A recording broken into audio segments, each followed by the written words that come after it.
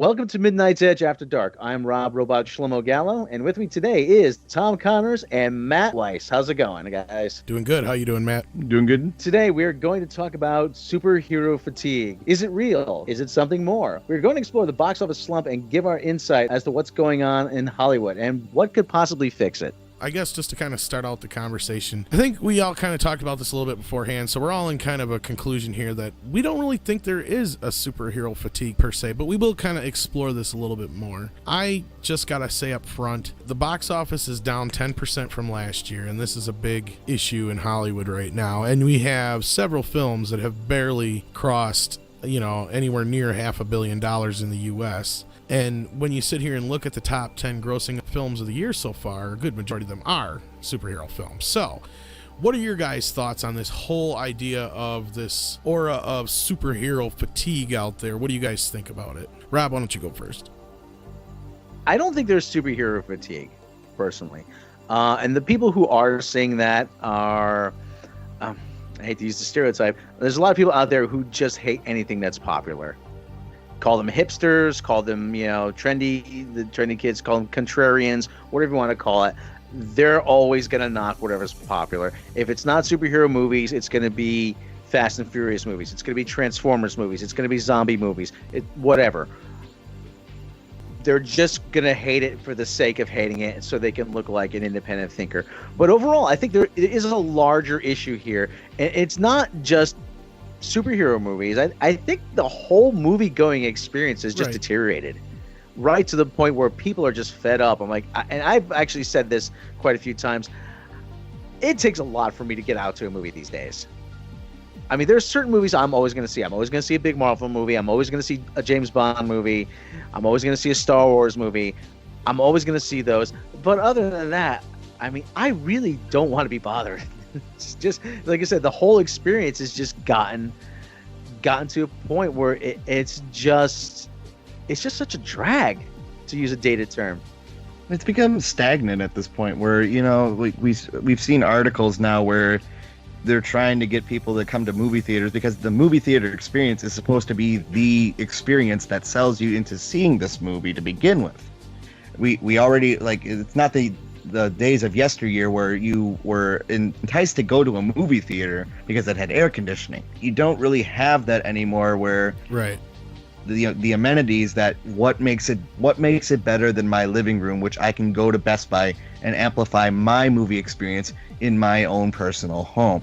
You don't have that ability in theaters either because you have chains that aren't willing to accommodate these new things. Because first thing I said when 4K TVs and Ultra HD started coming out, I'm like, okay, why weren't these in theaters first? That's a good point. Because last time when I, as a child, thought when I go to a movie, I thought that going to a theater meant you were getting the top of the top technology to provide you this service to watch this movie. And as I go to movies now, I think it was Tom, you went to an IMAX for Homecoming, Spider-Man Homecoming, and you didn't get a IMAX experience at all. Usually in these IMAX films, when they advertise them for large screen format, they generally will have some of the scenes in the film that are either filmed with an IMAX camera or will open up and expand, here and there, like the Transformers movie did and Guardians of the Galaxy did. And I was, I guess, expecting that experience going to see this in IMAX, and it wasn't. That's where I kind of go on, where, I remember a couple friends of mine went to see Dark Knight, and they got the IMAX experience that they wanted, where they immediately were immersed when they got the first opening shot where it's the skyline of Gotham City. And they're immediately boomed by it because that's the element you want to get from an IMAX movie. And then when you go, for you, to go to see Spider-Man and not get that, especially when Spider-Man is one of those movies you would expect to have some IMAX in it. Exactly, and that's just it. They're using half the screen. I love Panavision, don't get me wrong, but if I'm going to go see a Panavision movie, I want to see that in a standard cinema.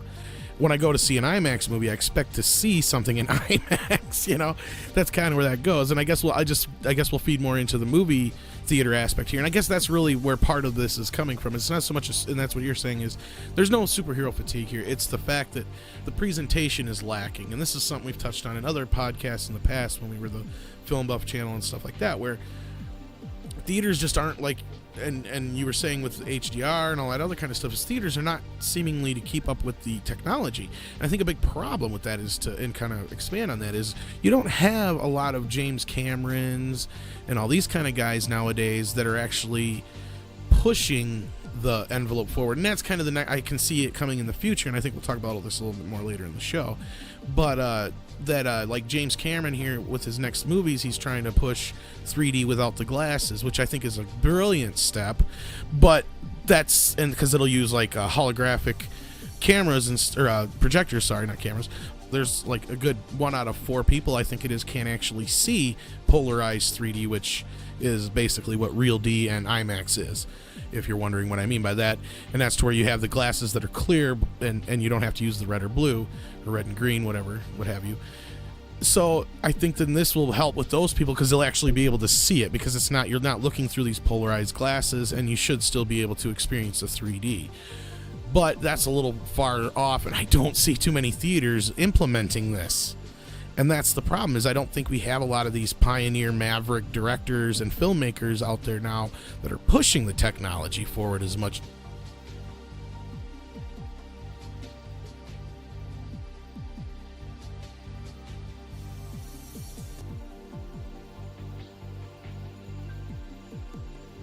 I'm putting the burden of lousy movies back on you. It's very simple. If you stop going to bad movies, they'll stop making bad movies. If the movie used to be a TV show, just don't go. After Roman numeral 2, give it a rest. If it's a remake of a classic, rent the classic. Well, and I think that brings us back around to a lot of the people we were talking about to begin with, who speak and kind of say, oh, there's superhero fatigue, and I'm so sick of these superhero movies and blah, blah, blah. Then quit going to them. Yeah, what is literally putting guns to heads to these patrons? I mean, I will say this, I wanted to touch on it earlier with superhero fatigue.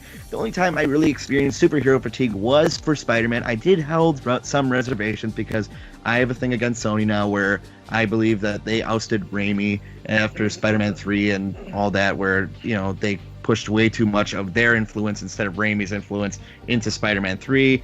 He didn't like what was being led to Spider-Man 4, so he departed that, and they ended up canceling it.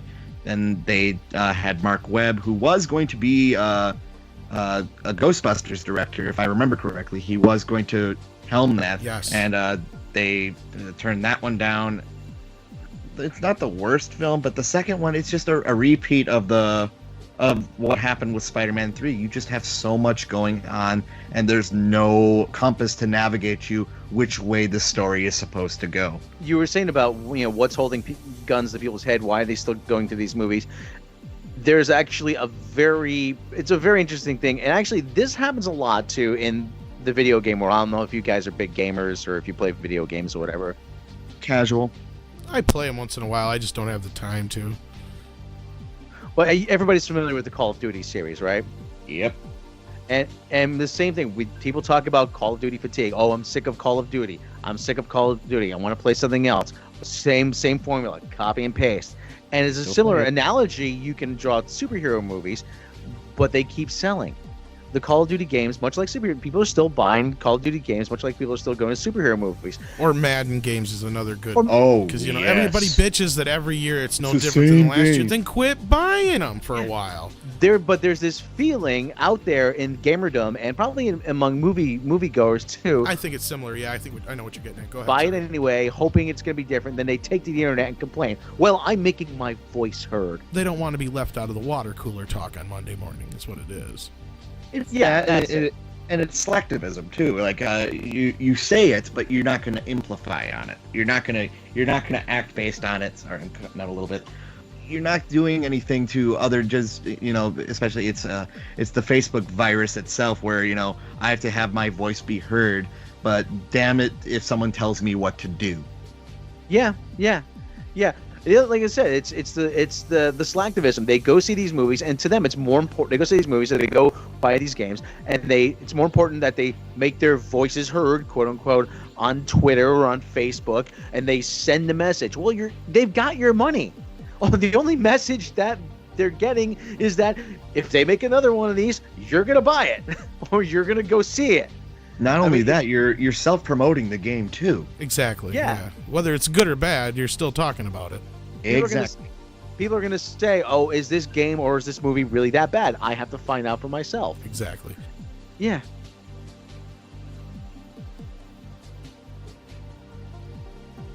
And that's a good segue into Spider-Man. And I know we talk a lot about Spider-Man here at Midnight's Edge and Midnight's Edge After Dark as well, and we get accused of it. But hey, this is what kind of really brought this thing to a boil point. Is there was this whole thing going around, oh, Spider-Man had a 73% drop, blah, blah, this. But actually, no, it didn't. It had more like a 59 or 60% drop, if I'm not mistaken. The 73 was just on Friday. Just Friday. Yeah. Right, yeah. Because when we're recording this, though, we haven't had the actual numbers for the weekend. But I know it didn't do that bad. It didn't do well, but neither did Apes.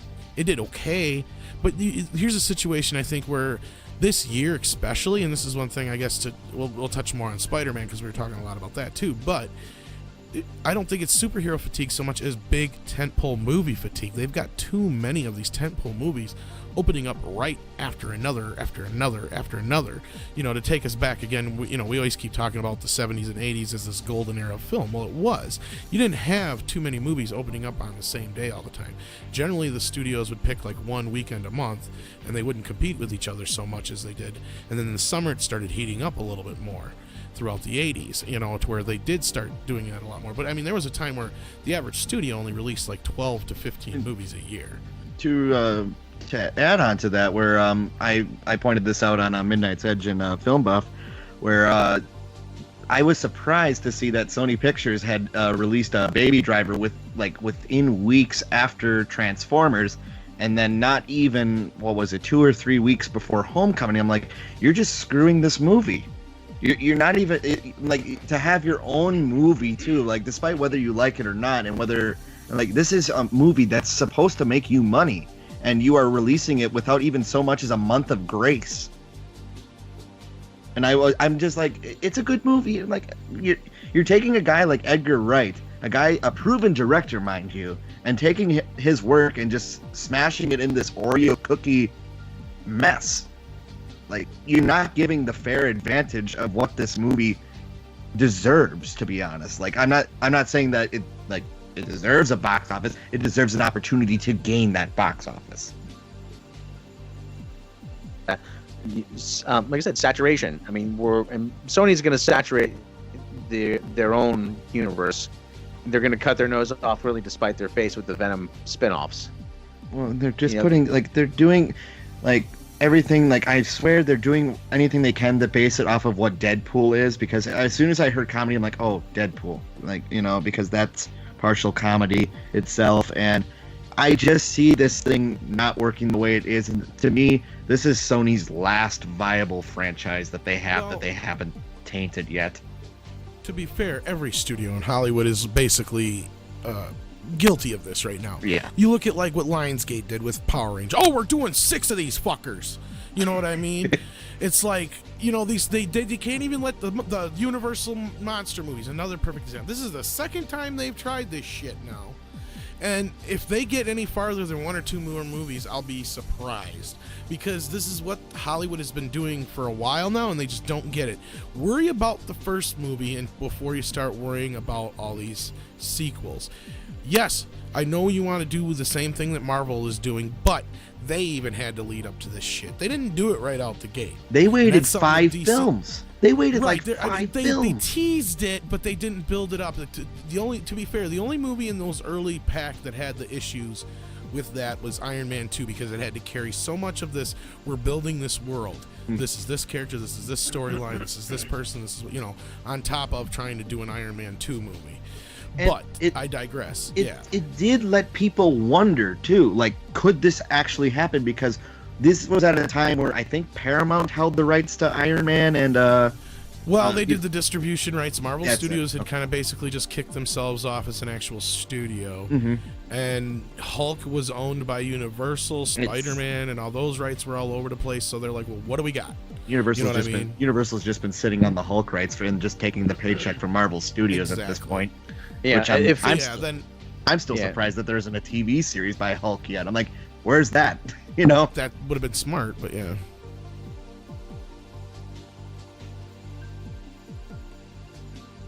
Yeah.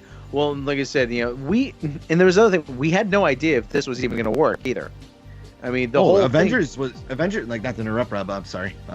But everybody was anticipating the collapse of the Avengers.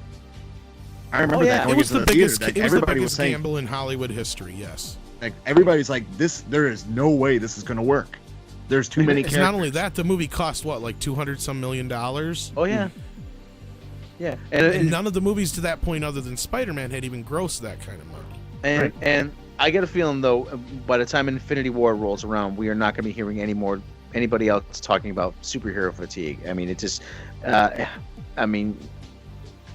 ultra mega throwdown that we're going to see is just going to blow people's minds. It's going to blow away their expectations, and you won't hear a peep about superhero fatigue, except for those few contrarians. This is so Hollywood cookie cutter movies, blah blah blah. I'm like, okay, just shut up, okay. But Right. yeah, but like I And said, we don't want to sit here and completely put Marvel up on a pedestal at all. No. But I mean, Fox has done very well with Logan this year. Look at movies like John Wick, okay, for example. Even though they're an action film, they're more in that comic book arena. It borrows a lot from anime and comic books, you can tell just from the way it's presented. This is permeated throughout the entire, atmosphere of movies in general. So I think you can't even begin to say, no, it's not. And this, I want to touch on this because Bill Maher said a few weeks back on Real Time. I like Bill Maher, but he was bitching about superhero movies. And it's like, you know what? Superhero movies aren't the problem. It's every other movie trying to be a superhero movie that's the problem. It's the whole, like, we need to make a universe out of this thing. Even Ghostbusters tried to do this thing. Exactly. Even though, like, I despise the reboot as much as I possibly humanly can, but the idea that they wanted to branch out the franchising wasn't an initial idea that Dan Aykroyd had back in the 80s. Like, he wanted to do that ages ago.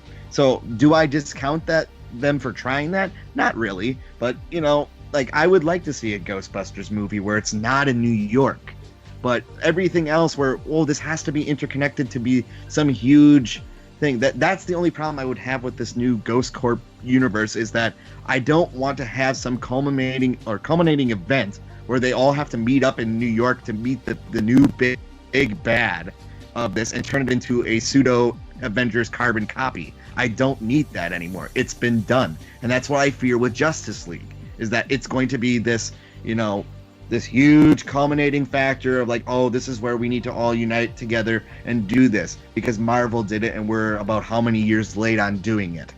And they're forcing it too much too. Right. I get that. And I just think it's the universe, the cinematic universe aspect that everybody's getting tired of. In Right. that retrospect, like, I don't think it's so much superhero. I think it's the whole, oh god, this is connected to this now, and like now you got people complaining about Spider-Man Homecoming about the timelines. And guess what? I really don't care about the timelines. It's a movie. Just enjoy it. Right. And did you have anything to add to that, Rob? well, the other thing is like there are, like I said, people are getting tired of the universe, the whole thing about the shared universe. And a few weeks ago, we even heard rumblings, and I call BS on this. We even heard rumblings about Barbara Broccoli and Michael Wilson wanting to try a shared 007 universe, which I don't believe for a second. Just because of who reported, just because of who allegedly reported that rumor, and I'm not going to name names about that, but there's a lot of things that just don't need a shared universe. And trying to make this like one size fits all kind of approach really is detrimental. And another thing we gotta talk about too is that actually we said at the top of this, the box office has been in decline. It's gone down 10% this weekend, and superhero movies are actually the only things that This year, but yeah. that are propping it up. The U.S. box office has been in decline for the past decade. Right. The only two markets that are growing are Russia and China. And even China is having problems too with the Transformers movie. That Well, not just that. We only get, what is it, 33 movies a year over there? 34 Yep. movies, yeah. And Yeah. there's ways around that, but basically the government only allows 34 movies per year. But still, just to be fair, maybe 40 at the most, Yeah. but with the way the ones that get around Mhm. it, yeah. But, Just keep ghosts away from it. But And how much does Russia actually allow over there?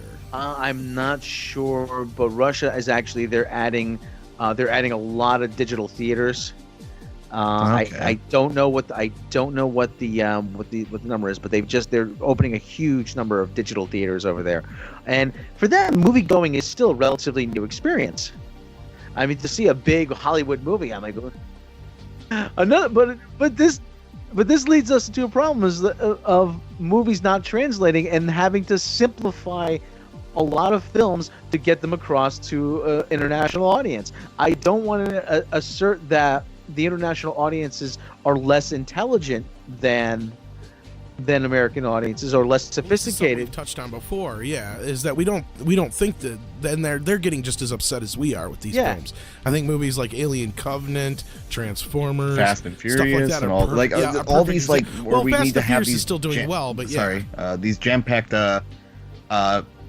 these cinematic sequences. Like it's a cinematic sequence is the movie where you have little to no writing that amounts to asides to nothing. I think The Expendables would have been a better example than Fast and the Furious, but Fast and Furious is on their way to that, to where you're just getting this overt, like, look who we got in this movie, and they're obviously just put there to draw in the international audiences. Yes, I You know what I very mean? much liking see Rock drive car fast. Yes. They got boobs, they've got tight ass, and they've got fast cars. I like where this is going. What are we seeing? Man drive car first? Is that the name of the movie? Yes. And like Part 6 or 8, I can't remember. Why do Vin Diesel and Rock have so many moments together? What are they implying? I'm thinking they may be Bromance. homosexual. I don't know. Is this what they call no. the bromance? They crush many of those girls. But No. it's like I say on my channel, man drive car fast works in any language. Really, Exactly. it's easy enough to understand. But even like something back in the 70s, like Bullet, there used to be moments where you had actually some story between the car chases. And they But, weren't takeaways. They weren't takeaways. They were actually furthering the plot of it. So you could get Yes. some more car chases. Right, well, and then this is the problem, though. We don't see a lot more of these movies, and I think Baby Driver was a good example of, like, where, not to bring in cars into it again, it's not doing very well foreign. It's not. It's only done $23 million overseas, but it's done the bulk of its money over here. It's ready to it'll probably go over $100 million this next weekend for sure, or sometime this week, but most of that money is going to be from the U.S. So that's one thing I think I want to touch on, is that we don't have a lot of these movies anymore with these mid-level budgets. This is a perfect example, because Baby Driver's budget, take a guess, guys. I'm I'm gonna gonna guess. say you go first, Matt. I want to say it's around 90 million or less. I'm gonna say lower than that. I'm gonna say somewhere between 45 and 50 million. 34 million. Good God, Sony Pictures. What? How lucky. in the world could you screw up this movie, or screw this movie out of something that deserves more money than this? I mean, This could have been a bigger movie than this. yes, it Oh, could have. definitely. And like, didn't they? They released it at the wrong fucking time, Yes, for they one. did. Do you think it Again, should have been released somewhere around March, maybe? March or late This- summer.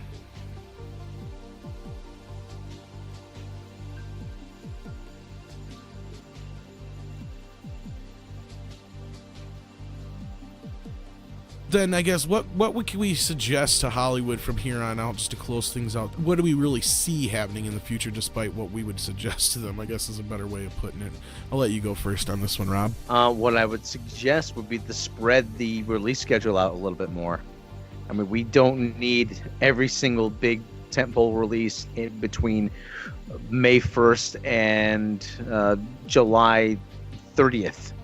But what I think is going to happen is they're going to they're gonna try to overcorrect as they usually do. They're gonna hop on the next whatever they think is the next big trend. Well, I think what they've done already, and they've proven it to what you said a little bit, is they've turned March through August now into the summer season is what they've done. Yeah. Because January to February is essentially your dead space. Yeah, it's still a dead zone, even though January's been able to find some good horror ground, and a few other films have had a lot of success in that region. And then for some reason February's been able to find some hits with like Deadpool. Deadpool for instance, but that was like a fluke for instance. But I mean, like I was kind of leaning more towards like 50 Shades of Grey, that kind of more stylized type of entertainment directed at a direct audience. That time period seems to really fit that area. Well, that was just, besides that, just releasing it on Valentine's Day, like it or hate it, is just ingenious anyway. Right. So, because the girlfriend's going to drag their boyfriend to the movie theater, and right there's 2 guaranteed tickets sold. Yep. To move on, though, there's that aspect of it. And then, then they dump all their award movies, of course, in the November, Last December thing I'll region. say is that, like, one thing that I want Hollywood to stop doing, and I know they won't, stop playing it safe. Just stop playing it safe, because especially like I was talking to Rob about this, where you have a lot of these raunch fest comedies that are just raunch fest comedies for the sake of telling a piss or a fart joke, which is who's laughing at that other than a Happy Madison fan? Like you're not getting anything out of that, and there's nothing clever or witty about it whatsoever. I mean, you can go back to a film like Animal House, where it is a raunch fest, but there's clever comedy in it. Like there is a for lack of a better term, there is reach around comedy in that movie that can be funny without having to use nudity or dick jokes to get through to it. Well, Like that's a big part of it. Yeah, it's just the whole plane has changed, and we were talking about that before the show too. And if that's playing it safe, like I don't want to know what they want to do with an R-rated comedy, because it seems now that an R-rated comedy is almost impossible to do. Outside of stuff like The Hangover, which was really by the numbers in a lot of ways, and I wasn't a big fan of, you don't have, other than, you could kind of consider Deadpool, but that's a existing IP. And just to go along with another point that we were just bringing up here, I'm looking at the top 20 movies of the year, and until Baby Driver squeaks by Alien Covenant, which it will here within the next couple days probably, if not by this weekend for sure, there will only be, once that happens, 3 movies in the top 20 films of the year that weren't either existing IPs or sequels. Ace. You know what I mean? It's like, yeah, it's really crazy. You got Get Out, Boss Baby, and Baby Driver, which are going to be the only 3 movies in the top 20 films of the year thus far that are not sequels or something based off an IP that already existed, like Beauty and the Beast, for example. That's just crazy. I'm not someone that's demanding for original content all the time, but if you're not even going to try to make an effort to because Beauty and the Beast does play it incredibly safe. Like I sat through it with the folks. Well, and it does just through the film. Yeah, it's almost a carbon copy of the animated film, and it's even worse. I said at one point on one of the film forums is that the animated films are never going to lose their luster, but these live action remakes will. Yeah. Basically, then I guess what I could tell them is a lot of the things you guys have said are great ideas, and they should take them. I'll just take it a step further and say middle of the road movies, guys. You guys got to start looking into doing more $30-40 million productions, and not every movie does not have to be $150 to $200 million. And I'm not even talking, I mean, you can do some $60-70 million superhero films too. You need to back off on some of these. It was kind of refreshing to see movies like recently, like Spider-Man Homecoming and Apes, where even though they had those large budgets, you could tell they were used better. Apes didn't have a ton of big, huge, spectacular action scenes. It had some great action, but it spent the money in different areas to make us believe the apes were there more so than spend it on a scene with 500 apes and humans fighting each other, which they did have things like that in a way, but to digress and get what I'm saying, same thing with Spider-Man is the action scenes were more condensed. They weren't on such a large scale. Save that shit for the Avenger movies. You know what I'm saying? That's what these movies should be doing, is like, okay, we're going to spend just a little bit here, a little bit there, and then blow our load on this bigger movie. And they have kind of done that already to this point, and they need to continue that, but they need to pull back just even more. Because then Spider-Man wouldn't have been such a disappointment for Sony now, even though it's still doing well. But if they wouldn't have spent so much money on it in the end, which they didn't really have to, and pulled back on it a little bit, it would have been more profitable for them. And I think that's another thing they need to look at going forward. Same thing with, find ways of doing things that don't require computer all the damn time. People are getting disconnected with it. The uncanny valley is always there, and there's very few movies that have been able to sustain me throughout with these CGI fests. When I feel like I'm watching a Pixar movie, I shouldn't be. You know what I'm saying? I mean, I guess that was a real shitty way of putting it. But it's like I shouldn't go into a Spider-Man movie or a Star Wars movie or a Transformers movie and feel like I'm watching a cartoon. I should feel like I'm watching a real movie. And that's one thing I did like about The Force Awakens, is that they did implement a lot more of those practical effects and stuff. You don't have to do everything in this big, like, oh, well, we can do it in post with CGI. That takes a viewer out of a movie. When you got Ian McKellen being brought to tears during the making of The Hobbit, because he can't stand being around a green screen all day. It needs to be done there. You know what I'm saying? Something needs to be said and changed in Hollywood to where, something needs to be brought back to that magic, to that element that makes it grounded more, to where we can relate to the film, to where we're not so disconnected. Because that's a big problem I've noticed. And then to move on farther from that, I don't think they're going to change anything. They're always going to get the wrong message. Everything that they do come across that is a success, they're going to get the wrong message from. So, unfortunately, Hollywood's never going to learn. So, I mean, just to close it up and give it all final thoughts for the evening, it's like, we here at Midnight's Edge get accused of hating on movies a lot. And it's not that we hate movies, it's that we hate the way they're being handled, and there's ways that they could be done, and there's filmmakers that could be behind them that could really do them justice. And I know that's something that Andre is very big about, is this next generation of filmmakers. You're the ones that we want to influence, especially the guys like you, Matt. You're the guys that we want to be able to get to and say, hey, this ain't right. We want you to be able to get in there and speak up and say, no, this is the way you should do it, because this is what the fans expect, this is what they want. And when it comes to original material, at the same time, to be able to have your own voice and not have to worry about making a movie that's been tested by tons of focus groups and made by committee and notes, more so than a script. So any final thoughts you guys have on this? No, I'm pretty much covered it all. I'm good myself. All right, so I want to thank everybody for joining us on this podcast here, this special. And, of course, like I said before, we do have a Sony podcast coming up that we're going to talk about Sony in general. But I think that's going to be on the main Midnight's Edge channel. But until then, I want to thank everybody for joining us. And, of course, you can always catch most of us, if not all of us, on the weekly live Midnight's Edge After Dark podcast here on Midnight's Edge After Dark. Thanks for joining me, Rob. Thank you for having me, Tom. And Matt, thanks for joining us. Thanks for allowing me to come on, Tom. And keep a lookout for Matt's trailer breakdowns here on Midnight's Edge After Dark. And, of course, you can always check out Rob on Robot Shlomo on YouTube. I just murdered that. So go ahead and do it yourself.